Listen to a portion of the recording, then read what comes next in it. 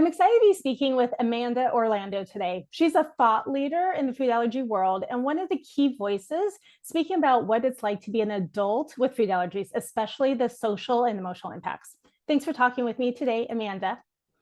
Thank you so much for having me. It's such a pleasure to be interviewed by you. And I really love talking about the mental health side of food allergies and atopic conditions. So I'm very excited to get into it. That's great. To start, could you tell us a little bit about yourself? Sure. So I'm a lifelong food allergy and eczema gal. I was diagnosed when I was, I think, 3 or 4 months old. And I've had eczema probably since day one. I don't know. It's been a lifelong journey. And I started sharing my life on originally my blog and on Instagram probably over 10 years ago, I want to say. My username is everyday allergen free. So I've just been sharing my journey growing up, coming of age, being a young adult, and now being a mother with food allergies. And I'm also the author of several food allergy cookbooks. Mhm. And more recently, within the last couple of years, I started a company called Free to Be Me, which is a food allergy wellness retreat for people living with food allergies and atopic conditions. And it focuses on mental health and well-being living with food allergies and eczema. So it's a very exciting endeavor for me. It's amazing all the things you've done. And looking at it from the outside, it seems like you're such a creative person and you really just follow your interests and passions, and they take you in different directions from authoring Yeah. cookbooks to blog to being a social influencer and these retreats. I'm curious to know, what are some of the values that you use to guide you when you're making decisions about what you're going to do? Oh my. So the funny thing about what I do is like I can't really say I do one thing. It's very hard to actually tell people what I do because I think I'm like a very small project oriented type of person. But I do have, through the years I've learned I've had multiple small businesses that have not worked out and have closed. And I think that's something that people don't really see if they're just sort of coming into my page for the first time. And through those experiences, I've really learned like how to identify this is a good idea. This is something that I'm really passionate about, and I'm passionate enough that I am so willing to put in the long hours that it's going to take to run this thing. Mhm. Um, and also learning like how to position things properly within the food allergy world to be, I guess, like raising awareness without being triggering. I think it's like a very fine balance. But over the years, I've learned that my particular strengths are food, humor, and mental health awareness. And so I tend to kind of stick to those core values. And I'm a very like when I'm into something, I am really all in. And when I have an idea that I just can't shake, it's like I can't sleep at night. Like if there is a It just book in haunts me you. and I know, yes, like I can feel another book is brewing and I'm almost trying to like fight it off because I want to focus on the retreat right now. But I'm just like that. Like I'll have an idea and it overtakes my life and it becomes not even an option. It's like I have to write this book. I have to sell this book to a publisher. I have to make this retreat happen. I have Wow. this really grand vision of like, like the main stage at our Mhm. retreat this year. I had this like really specific grand vision of what I wanted the main stage to look like. And that was like sort of the guiding light that like everything else fell into place once I knew what that was going to Mhm. look like. So that's kind of how I operate. I'm like a very like full tilt type of person. So you follow your passions and you're all in. Yeah, I'm all in. And I know what I'm good at and what I'm not. I think Mhm. that really helps. Like when it comes to Yeah. these very like hands-on creative things, I'm not Mhm. intimidated. I know I can like pick it apart and make it happen. Okay. Do you have certain inspirations that kind of guide you, or does it just seem like it comes from within? Oh, I'm very inspired by people watching. Mhm. I love to just be out. I used to live like in the core of downtown Toronto, and I still live in Toronto, just not downtown anymore. But I'm very inspired by like going out and seeing what people are doing, what they're wearing, how they're behaving, Mhm. what they're sipping on. Like I find all of that, like human behavior is very interesting to Okay. me. I'm also very inspired by photography and Mhm. I love like specifically Southern European. I don't Mhm. even know culture. I am Italian, so that's probably why, but it's I'm very inspired by like different cultures. Um, yeah, I love to be out and doing things. And I think that all of these like constant interactions with visuals and people and music, it all just kind of like comes together for me. That's really cool. Has food always been something that you loved, food and cooking and being around that? Yeah, definitely. I think knowing how to cook, I think it's very fortuitous that I had a natural inclination towards cooking Mm-hmm. because it makes allergy life so much easier. Does, I yes. think I saw a quote recently, and I'm trying to remember whose page it was on. Andrew, I can't remember his last name now, but the disability activist that I Mm. follow. And he had a quote that was something along the lines of, when you're living with a disease or disability, you can never actually be 100% independent or self-sufficient. Hmm. You always do rely on someone else for something. And that comment really stuck in my head Hmm. because I think when you live with food allergies, you are kind of always asking for accommodation from others, whether it's your family or a restaurant staff or a flight or whatever. And I think that if you can sort of take charge of as much as possible, it gives you more of a sense of control. So for me growing up, that was always cooking. And it Okay. was like, I started cooking, I think, from the time I was like 3 years old. I just like my dad would push a chair up to the oven and or to the stove and like let me cook because I just needed to be doing that. And I think it felt really freeing. I love the exploration of cooking and trying new things, and it doesn't always go well, but it's exciting, Mhm. nonetheless. And again, I'm a very like physical, tactile person, so Yeah. I really enjoy it just for fun. Like I find it so enjoyable and satisfying. And it was kind of always like in my family, it was just known like Amanda's going to grow up and write cookbooks because I just Really? always, from the time that I was like a little, child, is I Mm. always wanted to do it. And so it was just Yeah. something that really came naturally to me. But then as I grew up, I also found like socially, strategically, oh my gosh, this gives me such a leg up being a person with allergies because I can do the hosting. And if Yeah. you're a really good cook, people want Right. to come over and Yes. they want to enjoy your food. And like, it's funny because my friends all know I have all these allergies, but they also think of me as this amazing cook. Mhm. So it's like when I invite people over, it's like everyone's excited to try what I baked or to try Mhm. what I cooked. So, and especially in university, like navigating that sort of dorm room. I lived in like an apartment I was style wondering, okay. dorm. Mhm. Yeah, but it was like immediately from day one, I established with everyone, like, I'm a good cook. I love cooking. Just let me Like, handle it. yeah, let me handle it. Like, after we go Yeah. out, to whatever party or whatever, like, we're not going to go to McDonald's. Everyone come back to my place. Like, I Mhm. started making pasta earlier. The sauce is ready, and like, we're all going to have pasta together. And it became like this ritual when I was in first year Yeah. university that I would make everyone pasta after we went out. And it was like, such a fun thing. It'd be like Right. 4 in the morning and everyone's eating pasta in our living room. Like, so I think that being a cook, even if you're not really good at it, even if you just like it, I think it gives you this sense of control and self-sufficiency. Sure. And it makes the social aspect just so much easier if you're having people over to your house and they really want to be there. I think that's so true, right? Because you can have that sense of safety, but it's very empowering to be able Yeah. to make that healthy food and share with other people. And it's Yeah. delicious, I'm sure, and to present it beautifully, which is another piece as a food allergy mom, I really leaned into, like making Yeah. food as beautiful as I could. Yeah. Yeah. So it's fun to eat and everyone wants it. Exactly. And then it doesn't seem like, oh, this is weird or it's Mhm. altered in some way. It's just like Right. when I think of a dish, just think like, is it delicious? Is Mhm. it filling? Is it whatever it needs to be? And I try not to think about it as like, this is substituted or, this is a Yeah. copy of something. So Yeah. I'm wondering, so both as a food allergy parent, and also I have celiac disease myself.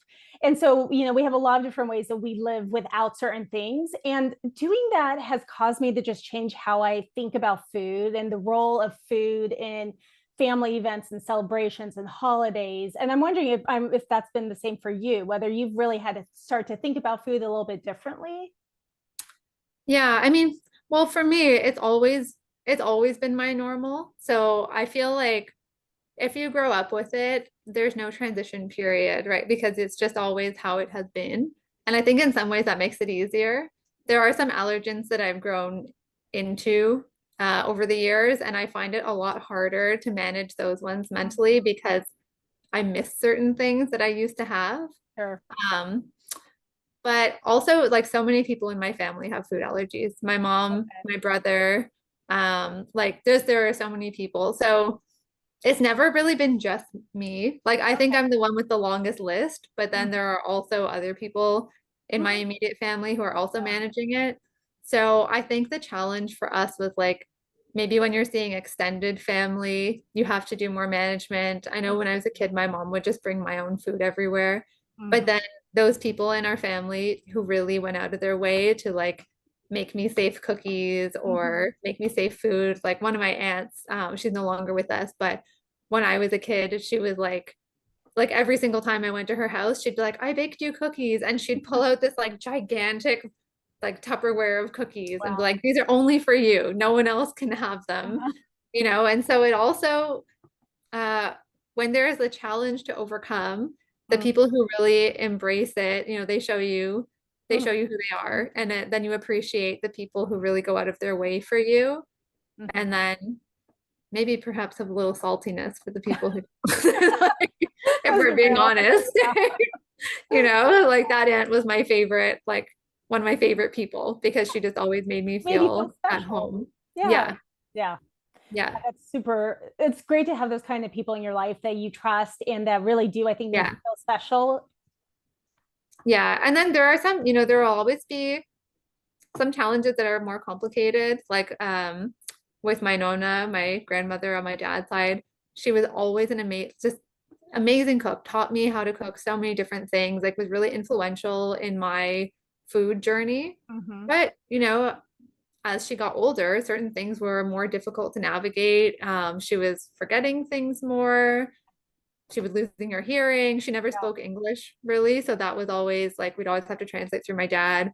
So then it's not that she didn't want to cook for me, but it's like it became challenging because it was hard to explain, oh, pasta's changed a lot. And like now you have to look for, you have to make sure it doesn't have Mhm. may contain soy and that it doesn't have lentils in it and that it doesn't have pea Right. fiber in it. And you have to read all these labels. Whereas for like 20 years, she would just, buy the same thing and it was always fine and she never had to think about it. So it's like certain things like that become really tricky to navigate, especially when someone really wants to cook for you, but then maybe it's hard to eat at their house all of a sudden, Yeah. and then I'd start putting distance between myself and so it can be really complicated. Do you have any tips or strategies that you use to navigate situations like that, where someone has the best of intentions and really wants to be able to make food for you, but you just know it's probably not safe? Yeah, I think, well, with my grandmother, kind of got to the point where every time I left her house, I had hives, and I felt, and even still, it's like I have very complex feelings about it because I know the intention was so good Right. and you don't want to hurt people when they're trying to do something nice for you. But it was just very difficult to explain and like, you know, so I ended up kind of switching it and then I would host things. And I was like, well, now, I'm an adult. You should be coming to my house. Mm-hmm. And so she would come to my house for Christmas and Easter and Mm-hmm. whatever holidays, like, and so that way we switched it. And then I was That's making the great. things that she taught me how to make. And Right. I'm like, now you can enjoy them and I'm making them for you. And so I think that was like, that really saved it all in the end because the relationship was really important to me and still is, but we just couldn't keep doing it the way we were doing it. Right. But then there are other people with whom maybe I feel less precious about, our relationship. There are other people who if I'm not close with and someone bakes something for me or like Mm-hmm. offers me food, I might just like accept it and throw it out when I get home. Right. Depends if you're gonna see them Yes. again. Right. Like how much, and also do I want to go into the explanation at that time? Maybe sometimes I just don't want to talk about my allergies. Like, Mm-hmm. or, I Sure. like I talk about it online all the time. I'm like, isn't Enough. maybe I don't want to go into it like in my off time too. So I might just take it and throw it out, or I might just say like, especially now that my son is doing a lot of activities, I'm meeting a lot of other parents, Mm-hmm. and naturally everyone's kid, has food with them all the time. So now I could like in those situations, I'll just say like, oh, I have a lot of allergies, but thank you. Like I'm not Mm-hmm. gonna have it, but thank you. Right. And can leave it at that and for the most part, people kind of get it, which is good. Yeah, I agree. I'd love to hear more about the Free to Be Me retreats that you host and really how you incorporate the kind of the mental health, emotional side of things, which seems like it's a real focus for you. It's definitely a real focus for me. Some background for those who haven't been following me.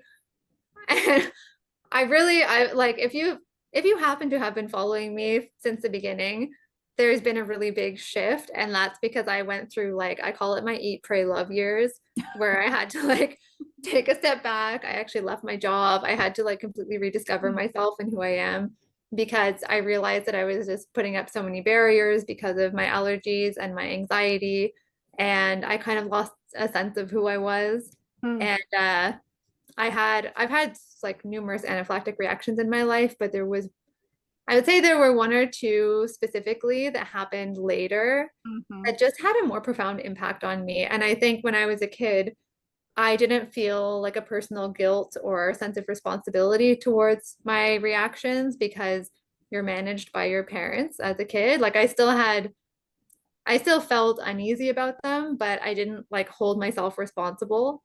I just kind of moved on.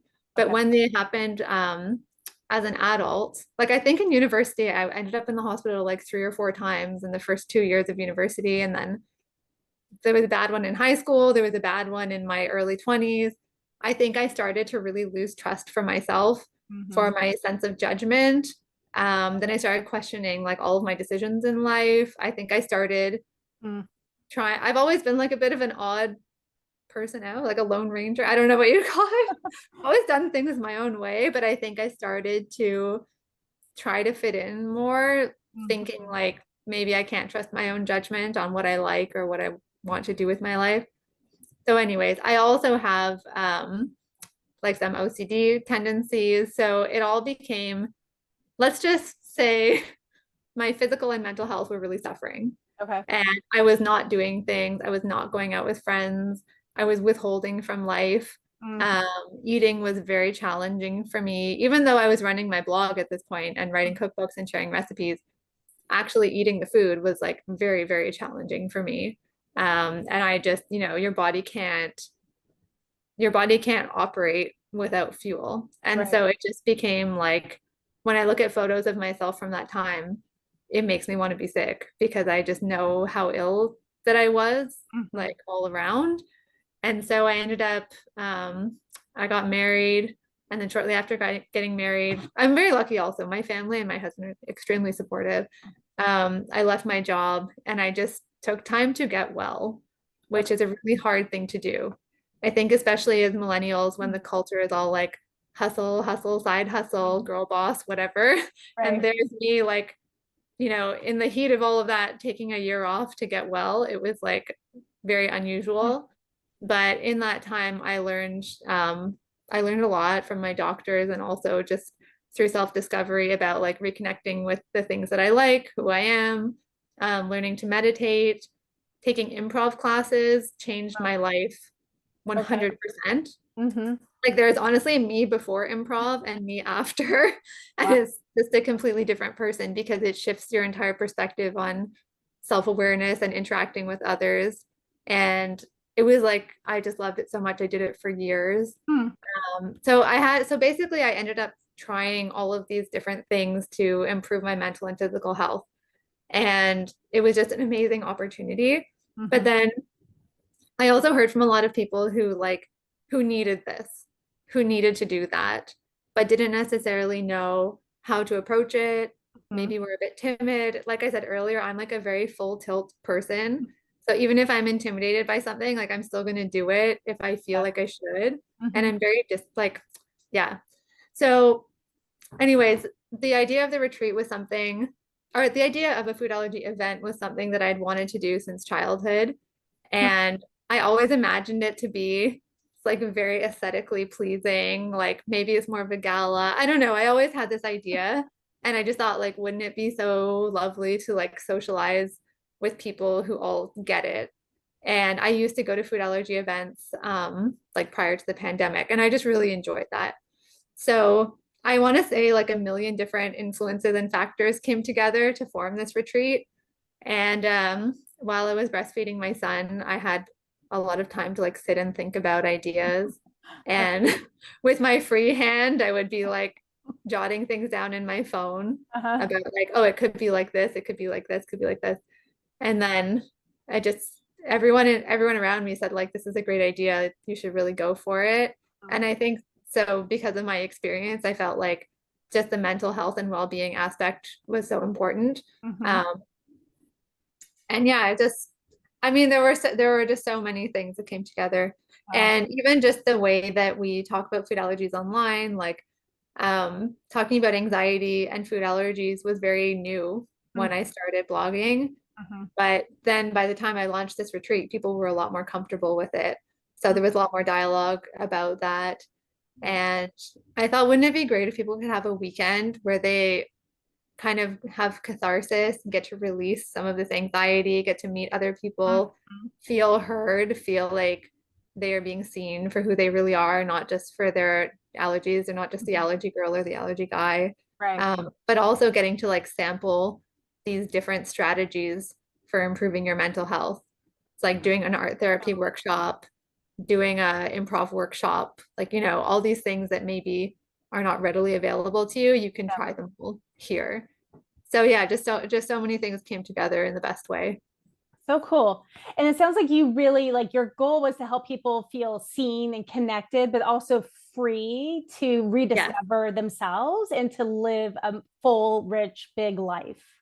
Yes, absolutely. Like I was definitely that person when I was young that I really concealed my food allergy life. I would have like an anaphylactic reaction and go back to school and not tell anyone Mhm. because I thought no one's going to get it. Like I don't even want to go into it with people. It's just a waste of time.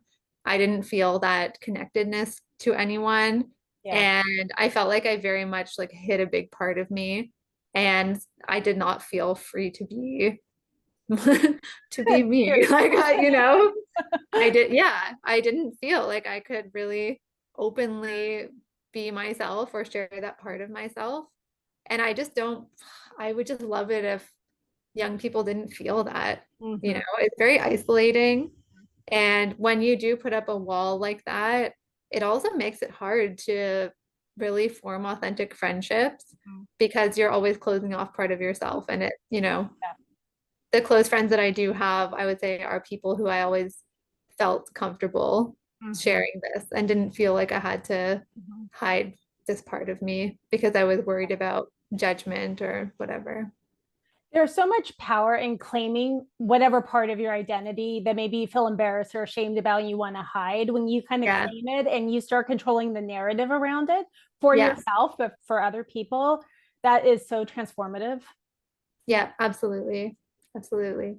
And there are so many wellness retreats. I mean, there are tons, but there was never any that was like allergy friendly. I really, when I was, yeah, I wanted to go to the Goop retreat, Goop, I don't even know what you call it, Goop conference so Right. many times. But then I was like, what am I going to do there? Like, I'm not going to get to do anything. Like, I'm not going to get to eat the food. I'm probably not going to get to try the The beauty whatever like products. skincare or Yeah. whatever it is. I'm like, it's not really going to be that relaxing for me. So I don't know. Maybe it's not worth it. So it's like, we just need something Mm-hmm. for us where you can just fully enjoy it and like Mm-hmm. eat the food and Right. do the workshop, not worry. Totally. So you've done two of them so far. How Yeah. many people have been attending them? We've been a group of about 50 people both times. Mm-hmm. So, but for the next year, I am looking to grow it a little bit. You're So I thinking think we're big. going to be a larger group. Yeah. Yeah. I'm really excited. So we actually sold out this past time. Mm-hmm. So we're moving to a larger venue next year. I haven't announced any of this yet, so you're the Okay. first to know. Breaking news. Breaking news. Yes, it looks like, I mean, things could still change, but it looks like right now we're going to be expanding a little. So I'm very Okay. excited about that. And But one of for my sure, goals, there will be one next year. yes, I mean, if I can make it happen and get all of my sponsors aligned and everything, yes, I'd love to do it every year, forever if I Forever. can. Was Yeah. there anything that surprised you about hosting these events that you weren't prepared for? Oh my God, so much. Like truly so much. I think I learned a lot about my family and friends Mm, who showed up for me. And like honestly, the event, it could not happen without the volunteers who help with setup and catering and everything. Like it's very much powered by volunteer help, and mhm, that makes it possible. Um, I just learned that like so many people are really rooting for me and rooting for this retreat and want to help mhm, make it happen. And that felt amazing. Like I felt like I'm really empowered to do this because I have so many people who are supporting me. mhm, And yeah, without them, I mean, we just couldn't do it. Um, I also learned a lot about the guests, and I think I don't even know how to describe the feeling of the first retreat. Like mm, there was this energy about it. Like it was really intimate, and people mhm, got very vulnerable with each other.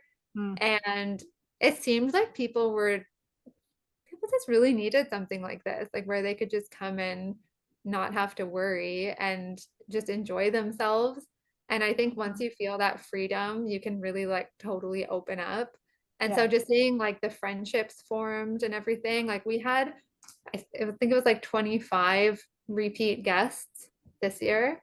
So Wow. people just loved it so much last year and came back. And people are traveling from everywhere. Like there were only a handful of local Torontonians. Everyone else was like flying in for this Mhm, retreat. So it was really special to me to see that, and also to feel a bit validated. Like, yes, I think people need this and it or mhm. want this, and it seems that they do. Yeah. Um, and just the connections that are made when people are like so open. Mhm. So it was a pretty special feeling. And this year I felt that same vibe. It's Wow. like, it's just, it's a, as soon as you step into the retreat, it's this extremely Mm, positive, welcoming space where mhm. everyone is like, they're prepared to be open. It's really, it's hard to describe. It's kind of an Sounds electric amazing. feeling. Yeah. Yeah. So you talked about in your life, that there was kind of this long period where you're restricting kind of anxiety and fear and grief and all these things were maybe controlling your decisions more than you would want them to be. And then Yeah. you had this break, this year you took for yourself to kind of heal and get better. Yeah. Was there anything else you started doing during that time that you think was really important to being able to learn how to manage all those feelings? Because I'm sure you still have anxiety, you still have all the feelings Yeah. that go along with I food think, allergies, but yeah. managing them and then deciding, okay, I want to show up and I want to live my life differently. Yeah, absolutely. That's a great way of describing it, showing up and saying, I want to live my life differently. That's like spot on. Yeah, because I would say from the time that I was a kid, I always had a little bit of anxiety, Mm-hmm. but I wasn't an anxious food allergy person. Like I would eat in restaurants all the time. Mm-hmm. So I concealed the food allergy part of myself from friends in high school and a little bit in university, but I wasn't really necessarily anxious about it. The anxiety came once I just had so many reactions, and then the anxiety intensified at that point, Right. and then it was like a turning point. My family describes it very much as like the before times and the after Before and times. after. Wow. Okay. Yeah, it was a before and after of that. Um, but I did a lot of things to challenge myself during that Okay. year. Mm-hmm. And meditation, I guess it was a shift to being, and this is where the improv comes in. I would say it was a shift to saying yes to things. Okay. I was Yes, very like and during, yes, yes, and uh-huh. exactly. During like that super anxious, restrictive period of my mid 20s, I was very much saying no to a lot of things. Mm-hmm. And I was saying no to like all of the things that give your life color, both like socially, but also physically. Like I just became, I don't know, a pared down version of myself, really. I was, um, yeah. And then once I started taking time to actually heal, I started trying to say yes to more things and Okay. to see things in a different way. And it was honestly little things like, oh, it's raining outside. Before I would say like, well, I can't do anything because it's raining. Oh, Mm-hmm. and it would be a complaint, right? And it would be negative, and I can't do anything. And now my hair is wet, and I have really coarse hair, and I spend all this time styling it, and now it's and it was just Okay. negative, negative, negative. And then it became like, well, it's raining, so what? I'll still just go out. I'm gonna get wet. Mm-hmm. I'm not made of sugar. I'm Mm-hmm. gonna go out and stand there in the rain and let myself get wet and show myself. that Mhm. this is really not a big deal. And Mhm. then from there, it kind of grew. And then it's like, well, who cares if my hair is wet? I also don't have to have straight hair all the time. I can have big curly hair. And if people don't like it, that's not really my problem. And Right. so it's like all these little steps kind of built into Mhm. each other and then resulted in me kind of returning to the core of who I am and seeing that I'm Yeah. not this delicate person that I Right. thought I would become. You proved it to yourself I through proved it to myself. But it was just like things. little Yeah. shift, you Well, that's know? what it's the little things that add up, right? And the practice, the everyday practice. Yeah. Have you read the book The Year of Yes? I haven't actually. I know of it, but I haven't read it. It's a similar thing that I think can be powerful for a lot of people. It's Shonda Rhimes, so Yeah. it has nothing to do with food allergies whatsoever, but it's kind of Yeah. like what can change in your life when you just start saying yes instead of finding all the reasons to say no. Exactly. And that's like meditation was another good example.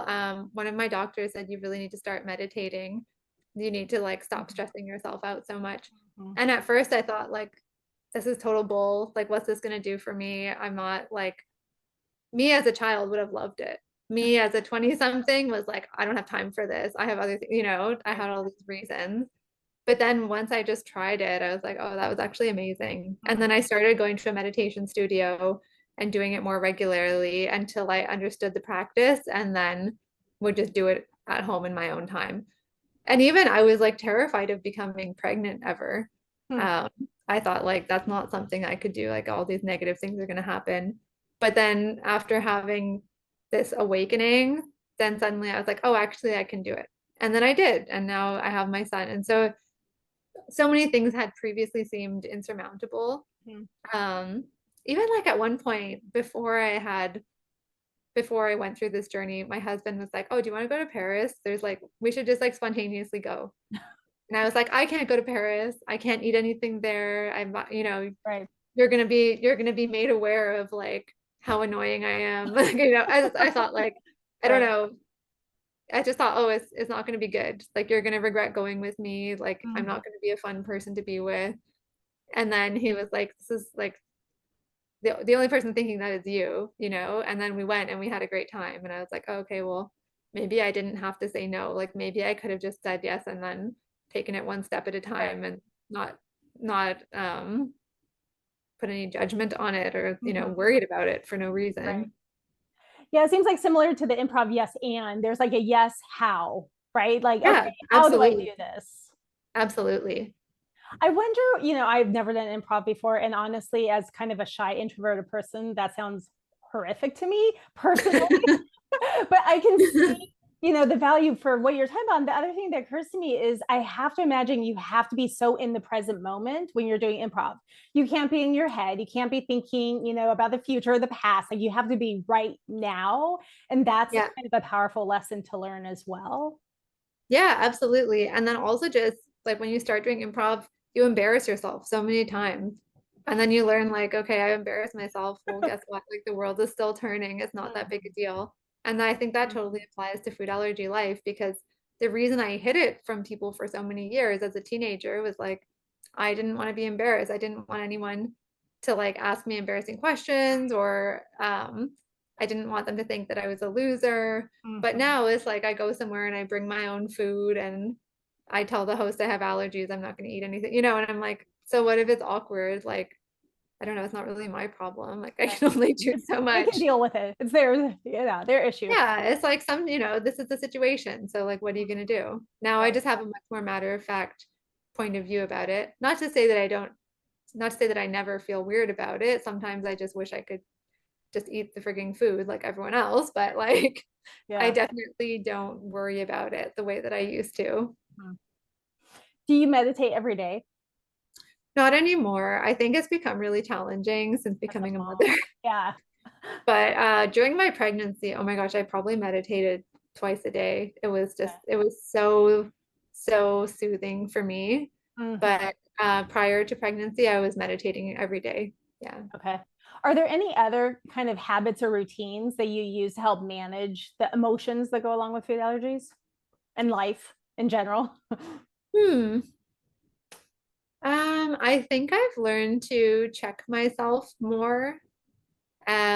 I know when I'm entering a spiral or a loop, Okay. and I can feel it coming, and I know from experience to get ahead of it and Okay. like cut it off before it becomes something, because I've let myself build things up into mountains before, and then you don't realize it at the time, but you eventually have to climb that. It doesn't go away. And so I've learned that if you just kind of like keep the ground even, it's an easier path for you Yeah. going forward. So I would say I just have to take more, I've learned to take more responsibility for my actions towards myself. Okay. And that's probably been the biggest thing. Um, and just when I catch myself falling into negativity, Mm-hmm. then I try and turn it around right away. And Right. like, I don't, and I also add this note to myself, like everything that I do, I'm teaching my son something. And I Right. don't want him to have to deal with this. Like, I don't want him, like, anxiety is, not just related to food allergies, it can be towards anything. And Mm. I don't want him to have these feelings. I don't want to show him this behavior. I want to model something else. I want to model like the best version of myself. And I think that really fuels me as well. Yeah, that's amazing. And you're right. It's so important how, as a parent, right, your kids are learning how to be in the world from how you act, Yeah. and kind of how you show up and what you do. And even how you can say, okay, this is challenging or this is hard, and I'm still going to do it, or this is how I'm going Yeah. to do it. Yes. And in a really, another like really practical way aside from meditation is I find I am very much like energized and grounded by going outside. I'm just a very outsidey type of person. I like to be walking. I like to be moving. Mm-hmm. Like I always tell my husband, this is so cheesy, but like, sharks, if a shark is in a tank, it will die. Uh-huh. A great white Okay. shark. If you put a great white shark in a tank, it will die. Even if it's swimming, if it's not going anywhere and not hunting for something, it will actually die. And that's why we don't really have great white sharks in aquariums. I Okay. am a great white shark. I must be going somewhere, doing Doing something, something. achieving something, Yeah. working on something. Yeah. And if I stop, that's when everything goes wrong. So Okay. like I have to go outside. Motion. Yeah, I need constant motion, Okay. mental, physical. I have to be walking somewhere, watching something, doing something. Yeah. It's like idle hands, it just so that's another practical thing that I do is like I know when I need to go outside and go for a walk and Mhm. like start working on a new project. It's one of the great things about getting older is you really learn to understand yourself and kind of know your own strengths and your own challenges, and to learn ways to, like you said, catch kind of your weak points early on and then intervene before it can get too bad. Yeah, and I think like people watching on social media could be of any age and might not understand that a lot of this just comes with time. And Like life you just experience. have to, it's not always going to be easy. It's going to be up and Yeah. down, and Yeah. like eventually you will find what you need to find, but you have to be patient too. Some people are very centered and grounded and comfortable talking about themselves when Mhm. they're a teenager. Just that wasn't me. That was me as a little kid, but then that was not me as a teenager. I've heard from so many people this transition from kind of living at home to being more independent and managing allergies is a time where not only people tend to have reactions, but then there's a little bit of an emotional crisis that happens. And it sounds like that kind of fit your story. Yeah, Do you have definitely. any, what was that? Oh, I said, yeah, definitely. Do you have any advice or recommendations? Like, so for people who are in that phase or kind of nearing that phase of things they can do, or is it just one of those things that you have to live through it? I mean, I do believe to a large extent we learn from experience, and sometimes that's tough experience. Mhm. And, there's just certain things that you can't tell somebody necessarily. They might just have to live it. Yeah, I definitely agree with that. I think, firstly, it's very normal to go through a grieving phase that you have not grown out of it, Mm-hmm. and you will probably have this for the rest of your life. I found that very heavy because I always held on to this hope that, like, I don't know, I had it in my head that at 21, I was going to grow out of certain allergens. Uh-huh. And I think, like, I really felt like if I did everything right and was like the best student and tried hard and, like, Mm-hmm. that I was going to be rewarded by the universe with growing out of it. And I obviously didn't. Mm-hmm. And it was just such a reckoning for me where I just felt like I can't have all these reactions all the time. I can't do this for the rest of my life. Like this is so Mm-hmm. overwhelming. I felt very claustrophobic because Mhm. of this. Like I felt very trapped. And I think it's normal to go through that feeling. Um, Yeah. I think being able to talk about it with someone is very helpful because if you're feeling this in isolation, it's obviously going to be harder. Mhm. I also think there are a lot of things that parents can do to make that transition easier because there are going to be situations that you can't avoid. Like I had a job when I was in my like mid to late 20s where I traveled like five or no more. I traveled like 6 or 7 times a year with Mm. colleagues. I was doing all these like lunches and dinners and things with salespeople and colleagues and whatever. And depending on the career that you go into, you might have these situations like traveling, eating in restaurants, and your parents not there, your best friend's not there. So Mhm. if you teach your kid from an earlier age, like this is how you go to a restaurant, this is how you do it, and you enjoy it and learn to like find your way as a young person, it's a lot easier because if you suddenly do that as an adult, it's going to be so much harder because you haven't made any mistakes and you haven't tried it. Right. And so I think that like practicing those things, being comfortable, being in close proximity to your allergens can Mhm. also help because if you enter like a workplace where people are eating whatever, it might be impossible to Right. control that. Um, or be in relationships where like your partner is probably not going to avoid your allergen for their entire life. Like Mhm. realistically, that's a big ask.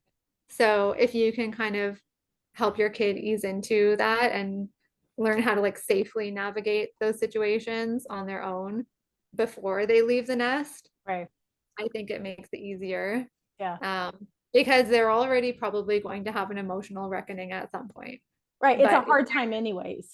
yeah, it's a hard time anyways. Yeah. But then if they also have to learn these skills for the Mm. first time, and like you've been doing it and making everything Right. comfortable for them, Yeah. and then suddenly it's like, oh, I've been doing all this for you. Now you have to do it for yourself. Good luck. It's like, it's a lot. It's It's a a lot. cliff. Yeah. Yeah.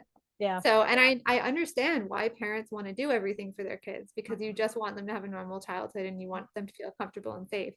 But then I think there's also like how do you be comfortable with a bit of discomfort, like learning to take Yeah. on that responsibility Yes. and find your voice from a younger age? Mhm. And I think also as a parent, how do you allow the discomfort that they might do things a little bit differently than you and they might make Yeah, mistakes? And you have to, again, kind of sometimes allow some of those mistakes as learning yeah, opportunities instead of jumping in to do it kind of the more perfect way that, we probably perfected over 15 or 18 years. yeah, exactly. I mean, that's like the cooking, going back to the cooking is a good example. Like my parents would let me cook Mhm. I would make dinner like most nights when I was like 10, 11 years old. That's when I started. And some nights dinner was terrible. Like some nights there was a huge mess. Some Didn't nights work dinner out. didn't work out. Sometimes it was burned. But it's like they just let me make those mistakes and That's then I learned. And and you I think learn. it's for everything. Yeah. So you're a mom now. Are there any kind of considerations or experiences that you would be open to sharing around pregnancy with food allergies or having a young child or what that's been like? Yeah. I think when I was pregnant, it's just, I don't even know what the word is, laser focused on creating a healthy gut microbiome for my Mhm. baby. Mhm. Just with all the research that we have now, it wasn't available when I was a baby. Like my parents didn't know. And I think now that we know all this about the gut microbiome, it was such a priority for me. And so I was very particular about the things that I ate and how my son was like handled as a baby Mhm. and good bacteria exposure and things like that. That was a huge concern for me because I just wanted to I felt like I wanted to do everything I could Mhm. because I was like, on the one hand, God forbid he gets my allergies or gets any allergies, Right. you but maybe not mine necessarily. And on the other hand, it's like, well, if he does have allergies, so what? It's like business as usual, Right. So there was sort of this duality of feelings about it. So I just felt like if I do everything I can to maintain his gut microbiome, at least I've done what I feel I could. At least I tried something. So that was definitely a feeling for me while I was pregnant and in the immediate time after. And then I did have, unfortunately, and I'm still dealing with 2 years later, um, a histamine intolerance that developed Okay. during pregnancy in my third trimester. So my breast milk letdown was actually causing histamine reactions, and it was extremely painful, scary, and took some time to diagnose. And I'm hoping I'm not stuck with it for the rest of my Gosh. life, but I'm in a much better place than I was 2 years ago, and that was crazy. Like I got home from the hospital and it was already a very long labor. I think it was like 50 something hours, and um I wanted to do it without the epidural, but then I felt guilty because then it became like an emergency situation. I had to have the epidural. So, things were out of my control in that sense.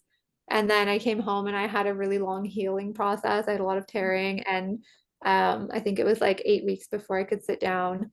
So Oh, then I was very upset that like I'm not able to breastfeed in the way I want to, and I need all this help from people. But that's not how I wanted him to start his life. I wanted to yeah. start as like a powerful, like not powerful, empowered, confident mother. And now here I am laying in bed, relying on everyone else. It was just very complicated. Yeah. Um, but yeah, I guess when you become a parent, you're opening yourself up to the unexpected. And so that's all you can expect is the Mhm. unexpected. Like you Yeah. don't get to It's all control. uncertain. Yeah, you don't get to choose how it's going to happen. Yeah. And so you just have to make the best of whatever happens. So the histamine thing really threw me. And once I got a diagnosis, then at least I was able to better manage it. But yeah, I think I also, through that experience, felt like I am, I realized that I am capable of more than I thought I was.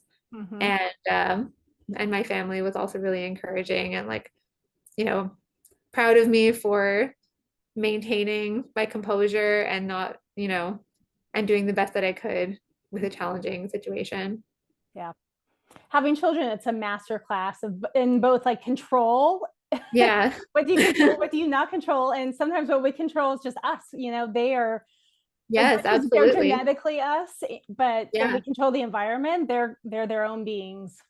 Yeah, absolutely. And like understanding him and how he interacts with me and how the face that I put on impacts his behavior. It's just the whole like Yeah, parenthood is a ride. it is. It's Yeah. amazing and the toughest thing ever to do for sure. Yeah, it is. Yeah. It really is.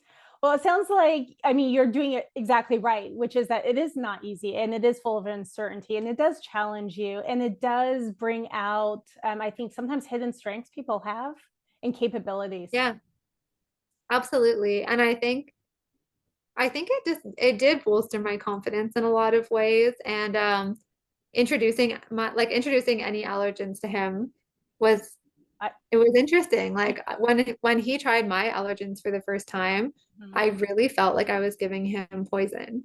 I bet. Because Yeah, and it's funny because like other people, like my husband eats dairy all the time, and I'm like, I don't even think about it. right. It is what it is. It's a food that people eat. It's no big deal.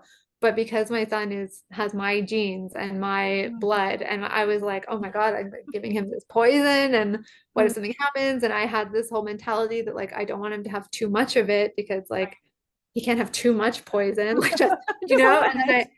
yeah, just a little bit, like just enough to count. And then I really had to like get comfortable with that. And ironically, I really pushed for the allergen introductions to happen early Mhm. because again, I'm trying to be a lot more information Right. based with how I approach it. And it required a lot of support from my family and friends. And, if we're out visiting someone, it's like, hey, can you give him a yogurt? And can you wipe his hands after? And that, Right. because it is challenging to do it yourself just because kids want to hug and kiss and drool and They're and it's just messy. they're messy. Yeah. But this is where I tell my mom I'm really grateful that I grew up in a house with my allergens present because it Mm. wasn't like there was no obstacle to overcome with seeing the stuff in my fridge. Like that was already normal. Right. So it was more just like getting over the idea of giving it to my own flesh and blood. It's like Yeah. very weird. And then I became very fanatical about maintaining the exposure. And Mhm. I had in my like Google Calendar, like A today's peanut schedule. day. Yeah, it's like we're doing peanut in the morning, shrimp in the afternoon, like every Monday or something. And it was I was trying to be very methodical about it. And that really helped me as well. Mhm. Control what you can control. You can make Yeah. a schedule. You can Yes, I plan can it make the out. schedule. Yeah. Yeah, and it's hard, I can't especially control. I was gonna say, especially when there's a lot of different allergens. That's a lot of different things to be kind of tracking. It's a lot of things to be tracking. And oh my gosh, it was overwhelming at points. And then you get into like, well, does it matter which nut? Like, does it matter if he has pecan every week, or can it be like he had cashew and not, does it matter Right. which, and so then I would sort of get too into that. And it's funny, I feel like my son eats way more nuts than a kid whose parent doesn't have, like, who doesn't come from an allergy Right. family. Yeah. Like this kid is eating nuts all the time just because I was paranoid about him not eating them enough. So, Right. Well, I mean, you're giving him kind of a gift in a way by being able to introduce those foods and yeah. have his immune system be able to recognize them. Yeah. And then, we always joked that he's a very like nature oriented guy. He loves Mhm. being out in the dirt and the forest, and like he's very much a forest creature. Um and he's like also the person who would have like a bag of mixed nuts in his pocket. Like that's who he is. So Yeah. it's just funny. It's unexpected. You can see the personality forming, it sounds like. Yeah, like Yeah. when we're in the grocery store and there's like the bulk bins of nuts at Whole Foods or wherever, he wants that. That's And what I'm he like, yeah, wants. you're totally the person that would buy that. Like, Yeah. yeah. Very cool. Well, in terms of wrapping up, where can people find you if they want to learn more about the Free to Be Me retreats or your cookbooks? So the Free to Be Me retreat, you can go to freetobeme.ca. That's Okay. our website. You can also look us up on Instagram at Free to Be Me Events. My main Instagram is Everyday Allergen Free, and my blog is everydayallergenfree.com. Okay. And on my what is it? My info page, I have info about all of my cookbooks there if you're interested in buying any of them. So the last one was published in 2022, and it's a 30-minute meal, 5 ingredient, one pot recipes. Great. So it has Make it easy. that's your weeknight Right. weeknight cooking Bible. Yeah. Oh, it sounds amazing. And the retreat sounds amazing. I can't wait to see what next Thank year you. holds. And I hope I'm able to actually come and visit because it Oh, sounds that like would be nice. you bring together so many different pieces that I think are missing. Yeah. They're missing from the dialogue around allergies. Yeah, it's so much fun. I hope you can join us next year. That would be so nice. Um, every year is different. Like Mhm. it is I never want everyone to have the same experience 2 years in a row. So every year it's a little different. Very So cool. I'll keep the rest under wraps. It'll be a Okay. surprise. Yeah. Very surprised. Well, thank you, Amanda, so much for being here and for sharing your experiences with us. I know this is going to be valuable for the people listening who are either living with allergies themselves or as a loved one, because I think when we see people like you or some of the other people that I'm featuring in this series, you're really role models. You're like living embodiments Oh, of thank the you. empowerment and resilience. And that's the message I want people to leave here with, that yes, food allergies are complex and they're often uncomfortable and they can be inconvenient. And it is entirely possible to live a really full and rich life with them. And I Yeah, love how you show up and you live in a way that is demonstrating that and inspiring it for others. So thank you so much thank for being you. here today. I really appreciate it. Oh, thank you. I appreciate you saying that. And thank you so much for having me on. This was a great conversation and I've really enjoyed it. Thank you.